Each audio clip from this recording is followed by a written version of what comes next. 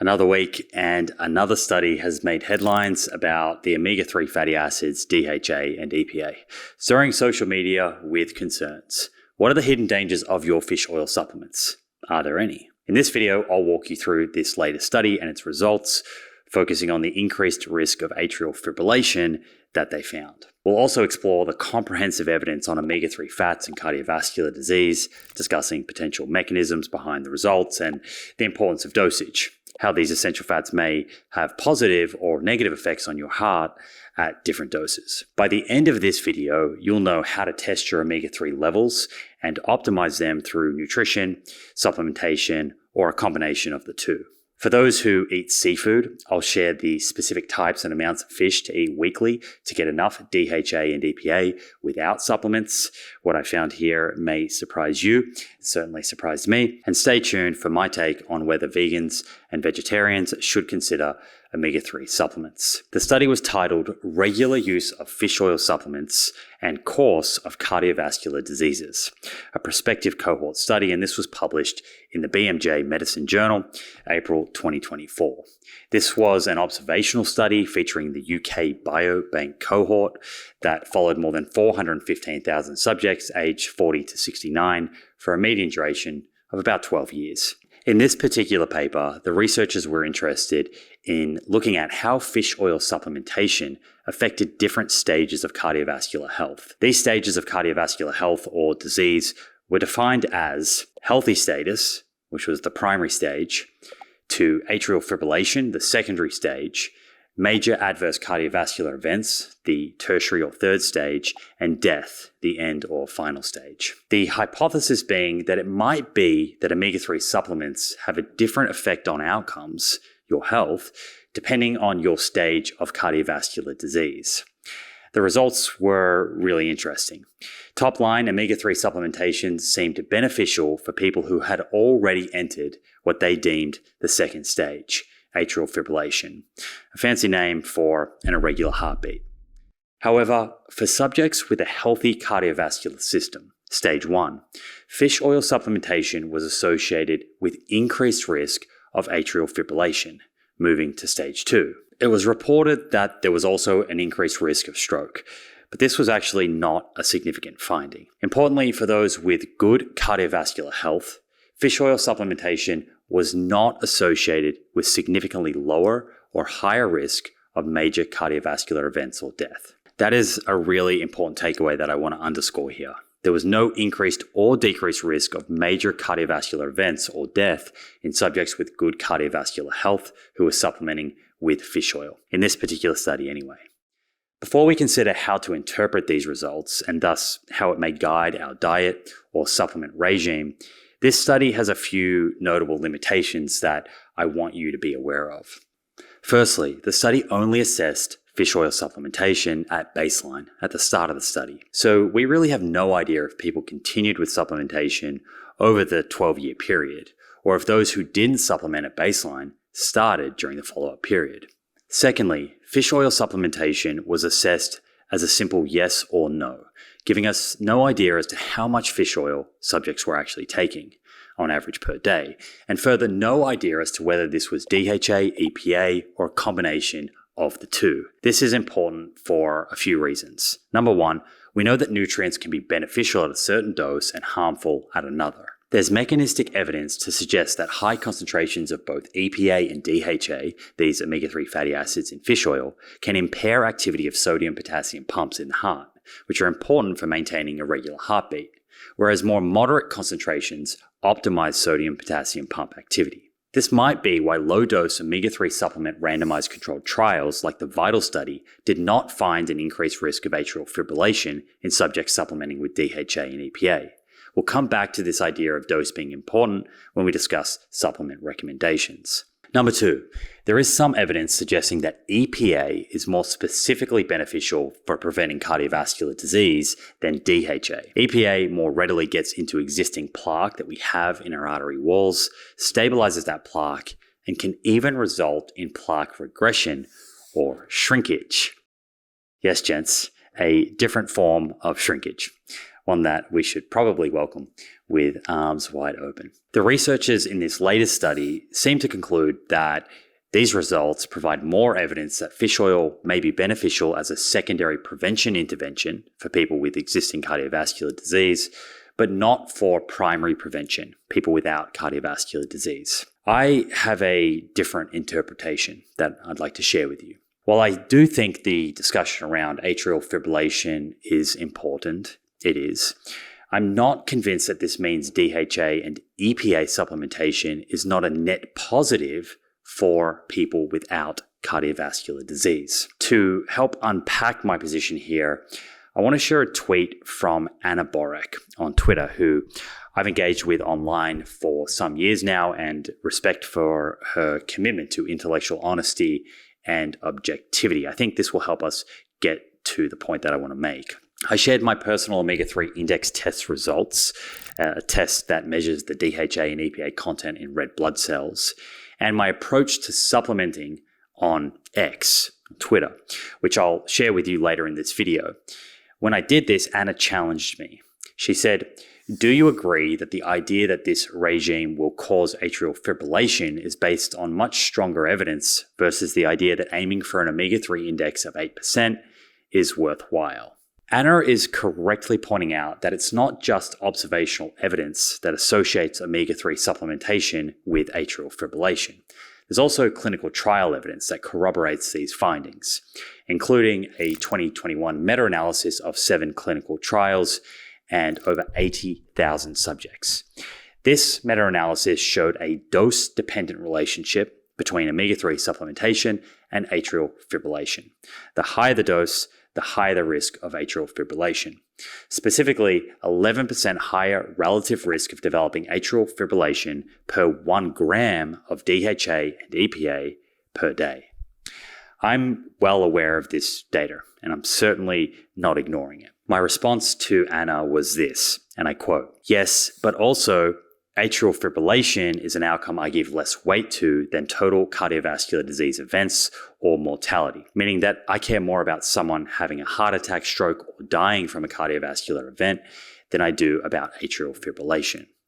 If I had to prioritize them, avoiding atrial fibrillation would be the lowest priority for me on that list. So even if I slightly increase my risk of atrial fibrillation, but lower my risk of cardiovascular events, both fatal and non-fatal, that is a risk that I am willing to take. It's also a risk that I think I can reduce by being thoughtful with the dose of DHA and EPA that I supplement with. So what is it that makes me think that omega-3 supplementation and having a higher omega-3 index in the ballpark of 8 to 12% will lower risk of cardiovascular disease and mortality? Well, a few different lines of evidence. Firstly, we have data from a randomized controlled trial, the VITAL study, showing reduced risk of cardiovascular disease, the study's primary outcome, in healthy subjects who rarely consumed fish at baseline, supplementing with 840 milligrams of combined DHA and EPA per day. Second, large long-term population studies suggest that having a higher omega-3 index of 8 to 12% relative to a low omega-3 index of less than 4% is associated with 30% lower risk of suffering fatal coronary heart disease and approximately 12 to 15% lower risk of death from any cause. One bit of pushback that I foresee here is that the results of these observational studies may in fact be affected by confounding variables. That is to say that people who eat more fish may be healthier because they're also people who smoke less, exercise more, eat more fruits and vegetables, etc. Maybe they have less risk because they're health-seeking folks, not because they have a high omega-3 index. Just last week, I hopped on another call with previous guest Dr. Bill Harris, an internationally recognized expert on omega-3 fatty acids, and asked him what he thought about this. There have been very few, and I think only one that I can think of, study that's been in people without heart disease, primary prevention, with omega-3 versus a placebo, and that's the VITAL study. And they found, despite they're saying there was no benefit of omega-3, that's because they were looking at a composite endpoint of 3 or 4 different cardiovascular events all pooled together. And what they saw was no difference in the composite, but if you look at the individual components of the composite, the people that got omega-3 had statistically significant less risk for having heart attacks. and for dying from heart attacks. So those were, and people who were reported low fish intake in that study, if you look at the effects of omega-3 in the group that reported low fish intake, they were statistically significant benefits on their composite primary endpoint.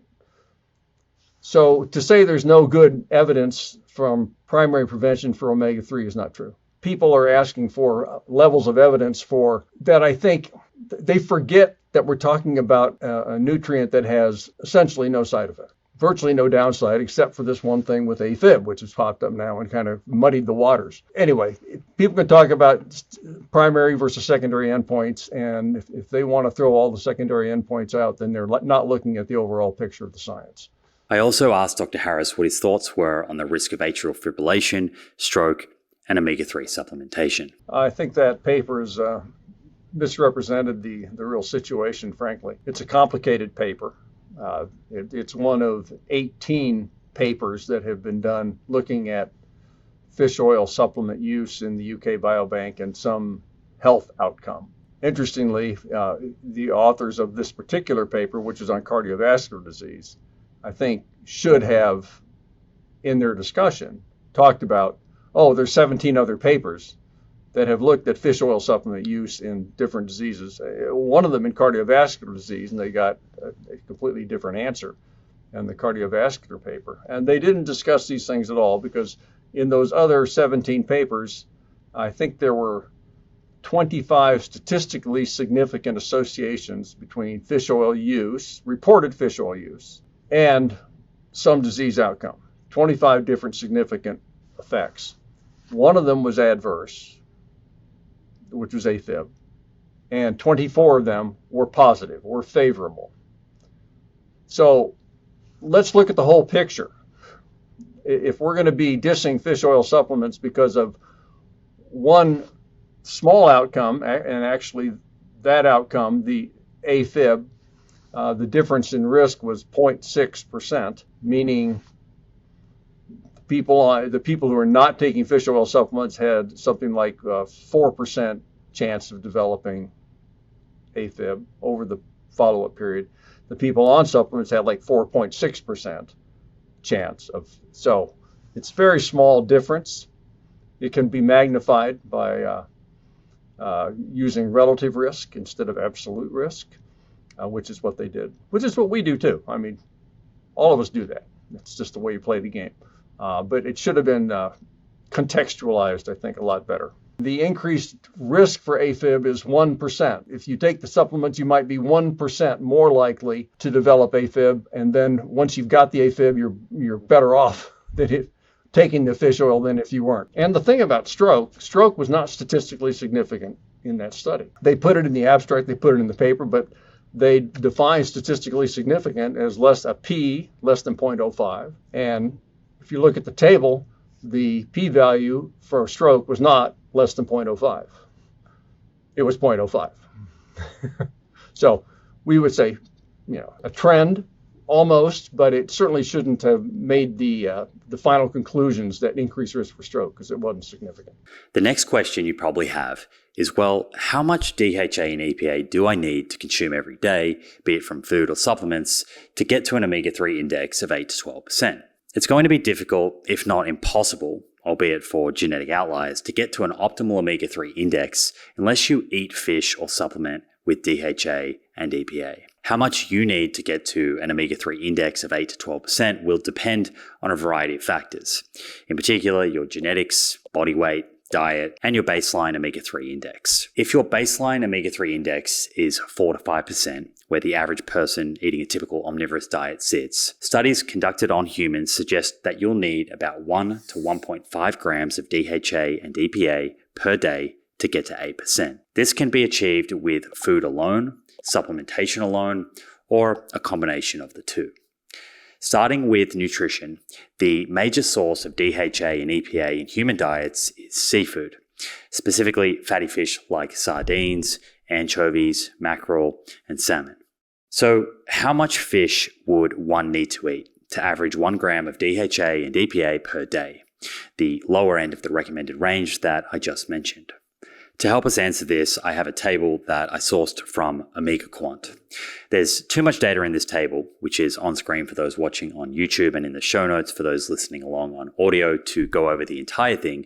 But here's a few key takeaways that will be relevant to people who eat seafood. Firstly, to average 1 gram of DHA and EPA per day, one would need to consume about a small serving, 3 ounces or 85 grams, of salmon per day, or a larger serving, 6 ounces or 170 grams, every other day. It's worth noting that there is some variation in the DHA and EPA content of different types of salmon, with wild Atlantic salmon containing the most. It's also typically the most expensive type of salmon, but because you need less of it to get the same amount of DHA and EPA, it's not as expensive as a first glance may suggest.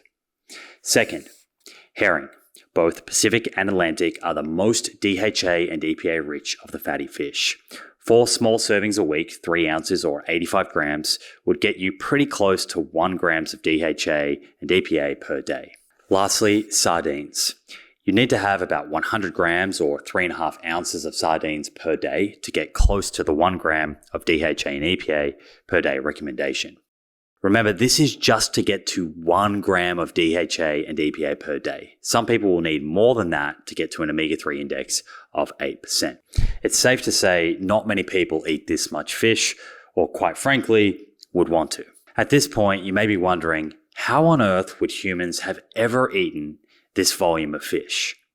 That's a good question.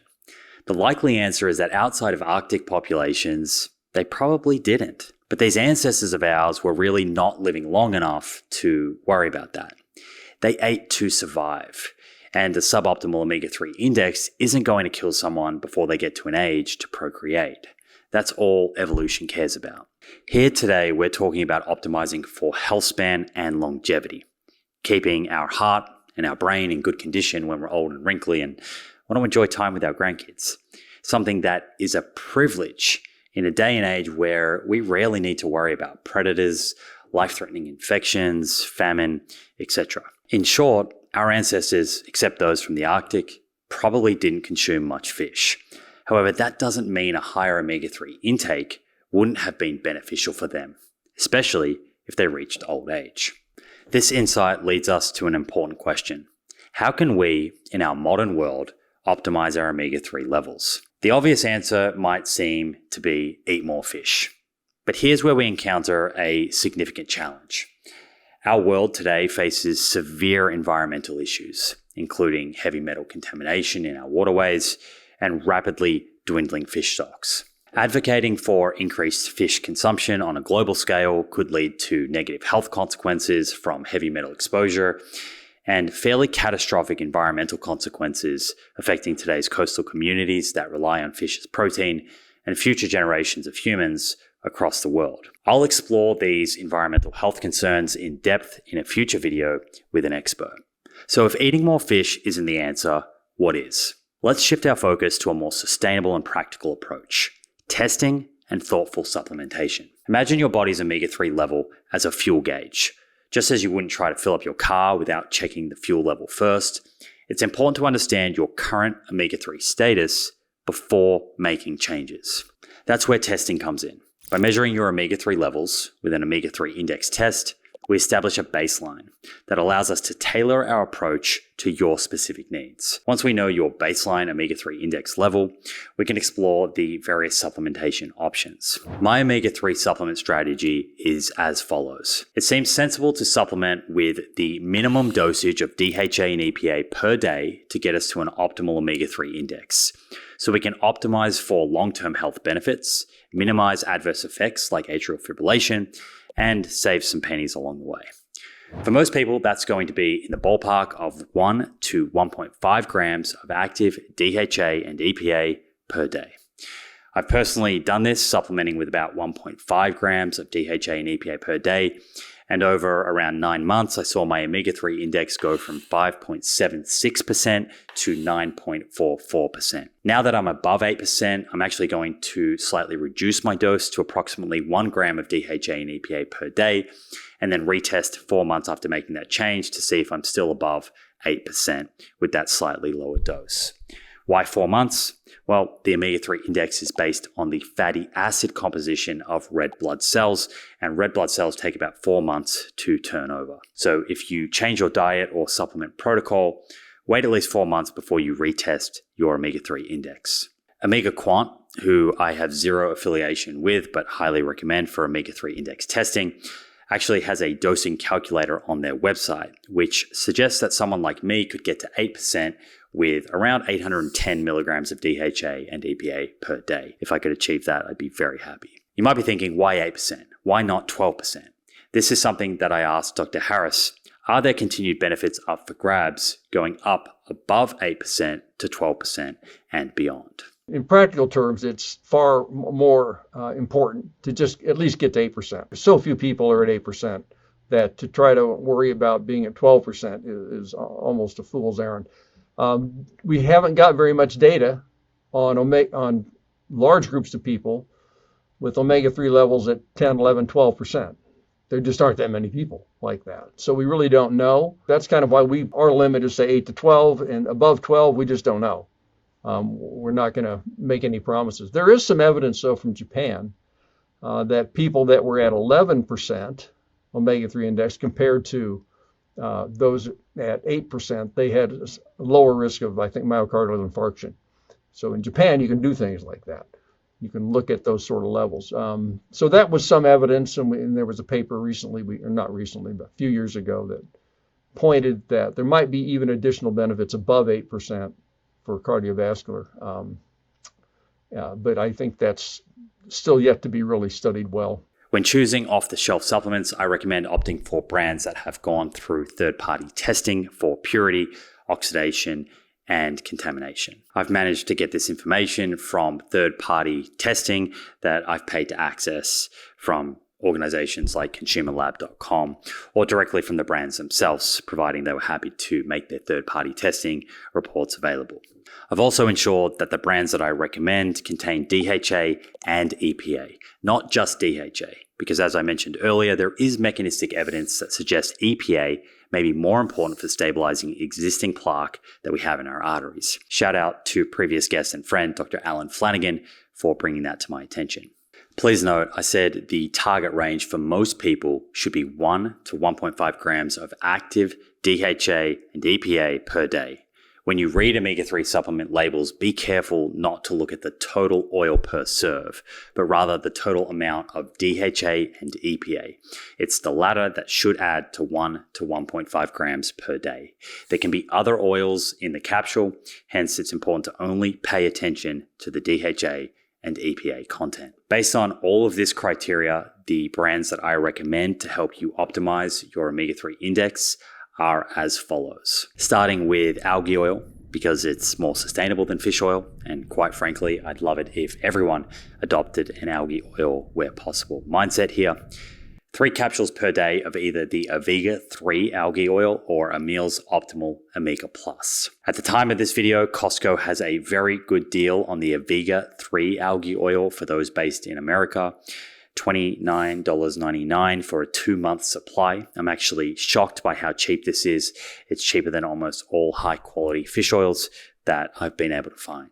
Algae is the original source of DHA and EPA, the omega-3s that eventually make their way up the food chain and are found in fish. By going straight to the source, we can obtain these vital nutrients without the concerns associated with overfishing or contaminants found in some fish. It really is a win-win, effective for our health and friendly to our environment. And contrary to views that you may encounter on social media, algae oil has indeed been shown in clinical studies to reliably raise someone's omega-3 index to an optimal level. I asked Dr. Harris if there was any difference between the effectiveness of algae oil and fish oil, and here's what he had to say. In terms of being absorbed and getting into tissues, yeah, it's absolutely as well absorbed and as well distributed in the body. If you cannot get omega-3 in your location or aren't a member of Costco and price is an issue, or for whatever reason you would prefer fish oil, I personally haven't come across any other reasons than price, my recommendation would be Carlson's Maximum Omega 2000. 2 capsules per day will give you a little under 2 grams of combined DHA and EPA, so you'll likely only need to take this 4 times per week. An alternative to this is Garden of Life's doctor-formulated Advanced Omega. 1 serving per day provides 1.3 grams of combined DHA and EPA. Dr. Bill Harris recommends a re-esterified triglyceride form of fish oil. He has his own brand, Parasol Nutrition, which provides 1,400 milligrams of DHA and EPA in a 2-capsule dose. This is what Bill personally takes each day. At $69.95 for a 3-month supply, it's more cost-effective than Carlson's Maximum Omega, but surprisingly more expensive than the Omega-3 algae oil at Costco. I say surprisingly because usually algae oil is more expensive than fish oil, but that is not the case here. Foreseeing there will be comments, if Dr. Harris sells omega-3 supplements, he must be biased. Could be, or it could be that he's so convinced by the evidence for supplementing omega-3s that he wanted to produce a high-quality supplement. His positions seem logically consistent, at least to me anyway, so I'm of the belief it's the latter. What about a higher dose? Is there a case for taking more than this 1 to 1.5 gram dose of DHA and EPA per day? Perhaps you've seen scientists or influencers talk about super high doses. For example, recently Rhonda Patrick, in a conversation with Andrew Huberman, said that she supplements with 4 grams per day. So I take 4 grams a day. I take 2 in the morning, 2 grams in the morning, and I take 2 grams in the evening. I take my EPA in the morning, and I take my DHA in the evening. You split them. I do. I don't know I don't think it's necessary. Not necessarily. I just happen to get a certain fish oil supplement that's like separates them. Dr. Gabrielle Lyon also, in a conversation with Andrew Huberman, advocated for 4 grams per day, going up to 10 grams per day for some individuals. Admittedly, she did mention that fish oil can thin the blood, but despite discussing extremely high doses, there was no mention of atrial fibrillation. Is there a threshold amount? That is a wonderful question. There is not. The general recommendation is around 4 grams, but some individuals 4 to 10 grams, which would be definitely on the higher end. It certainly can potentially thin your blood if an individual is going for surgery 2 weeks prior. Would suggest not taking it. Personally, I do not see an evidence-based argument for having a higher dose than this 1 to 1.5 gram per day of DHA and EPA range, unless you have existing cardiovascular disease and high triglycerides, and your cardiologist recommends 4 grams per day, split over 2 serves, of icosapent ethyl, commonly referred to by its brand name, Vascepa, which was shown in the Reduce-It randomized controlled trial to reduce risk of cardiovascular disease in patients with existing cardiovascular disease that had high triglycerides. Most people should get to an omega-3 index of 8 to 12% with that 1 to 1.5 gram per day dose of DHA and EPA. This is what the literature says and what I've seen personally working clinically as a nutritionist with clients. You may be wondering, does the form of DHA and EPA matter, whether it's triglyceride or ethyl ester, the 2 most common forms? This is something I asked Dr. Harris. Yeah, I take what's called a restructured triglyceride, or re-esterified. It's sometimes a little R, TG. It's a triglyceride form, but it's been enriched with omega-3s, so there are more omega-3s per molecule of triglyceride than there are in regular fish oil. I think that's probably the best form to take. Ethyl esters, if you take them with fatty meal, it helps their absorption. Regular triglycerides are fine too. They're just not as concentrated in omega-3. So you have to take more pills to get the same dose. Bill and I also spoke about whether or not the DHA to EPA ratio matters when choosing supplements. The only data that I'm aware of is related to depression. And when they've looked at meta-analyses of studies where they've used omega-3, varying DHA EPA ratios in depression studies. It looked like the ones that were richer in EPA were better at resolving symptomatology of depression. So there may be something there. I've also been involved with a study where they gave pure EPA to depressed people who are on antidepressants, and the EPA didn't help. So it didn't hurt, didn't help. So I'm not sure what to say. My general answer is they both, EPA and DHA, should always be taken together. They always appear that way in fish. Some fish are richer in DHA, some fish are richer in EPA, but they're always both there. And so I always go for products that are, if not 50-50, EPA, DHA, at least somewhere in the like 60-40, maybe even 30-70, but both of them are present. It is worth noting that whether you choose algae oil or fish oil, it is best to take these supplements with a meal to improve absorption. That's another little hack to reduce the dosage and perhaps the risk of adverse effects. Taking DHA and EPA supplements with a meal will mean that for a given dose, you see a greater increase in your omega-3 index. Another little tip is to store your omega-3 supplements away from direct light and heat, which will help prevent the fats degrading, going rancid. Don't store them next to the stove. I've also heard mixed recommendations on whether or not you should put omega-3 supplements in your fridge. This was another question that I had for Dr. Harris.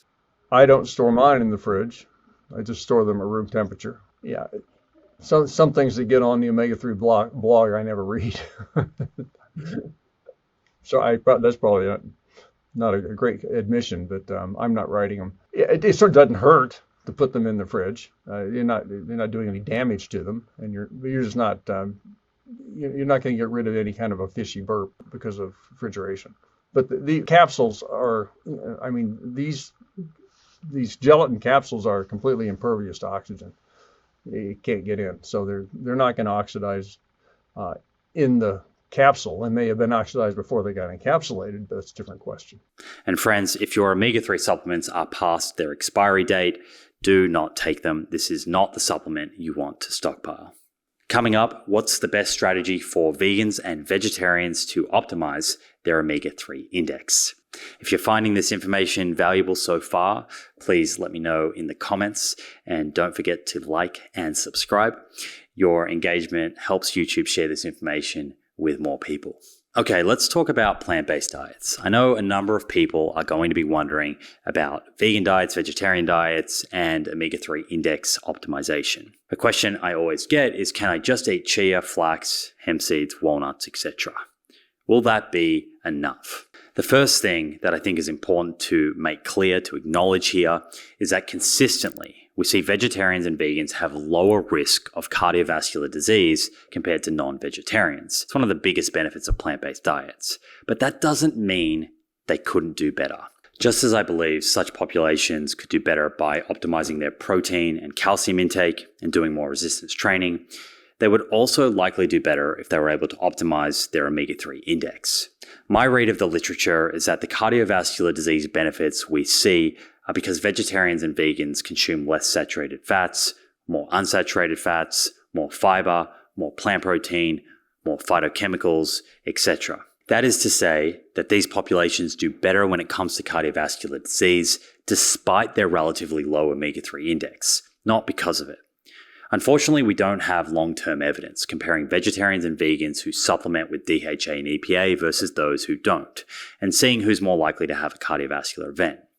I'm hopeful that we get this data soon from the Adventist cohort. I believe that there is a study underway right now looking at omega-3 index in this population, or soon to be underway. So for now, my advice for vegetarians and vegans is based on extrapolations from the broader body of literature that suggests an optimal omega-3 index is around 8 to 12%, and data from the VITAL trial that showed significant cardiovascular benefit to supplementing with DHA and EPA in subjects who ate less than the recommended number of servings of fish per week. For those watching on YouTube, you can see on screen now the table from the VITAL study showing a 19% lower risk of major cardiovascular events and a 40% lower risk of myocardial infarction, or essentially having a heart attack, in people who rarely consumed fish. What is the typical omega-3 index for a vegetarian or vegan person, i.e. someone not eating fish and not supplementing with the direct source of DHA and EPA?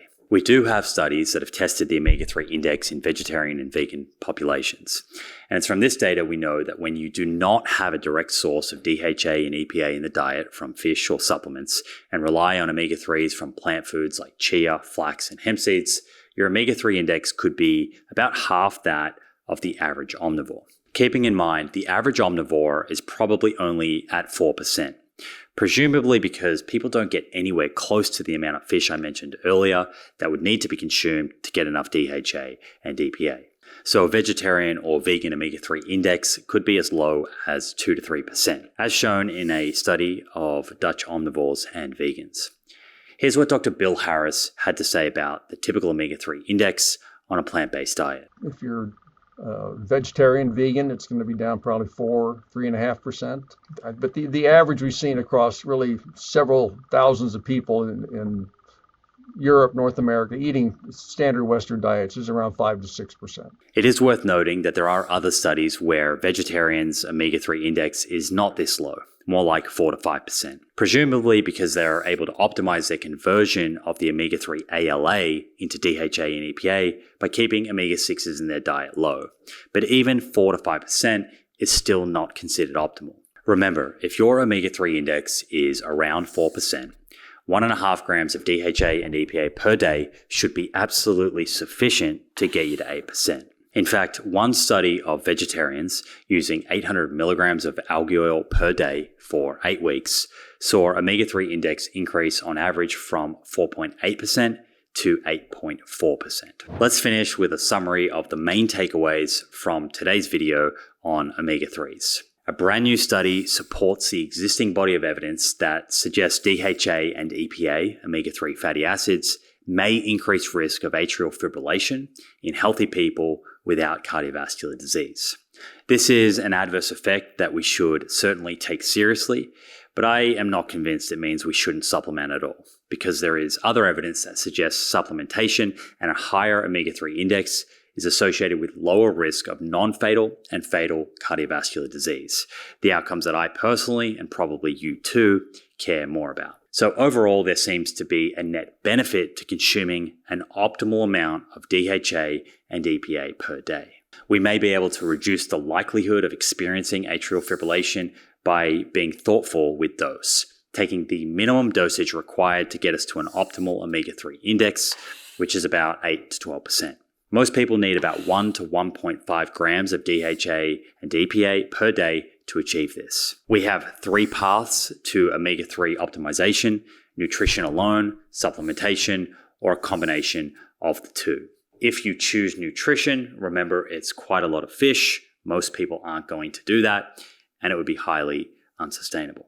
If you want to go down the supplement route, you can choose a fish oil or algae oil that provides 1 to 1.5 grams of DHA and EPA per day.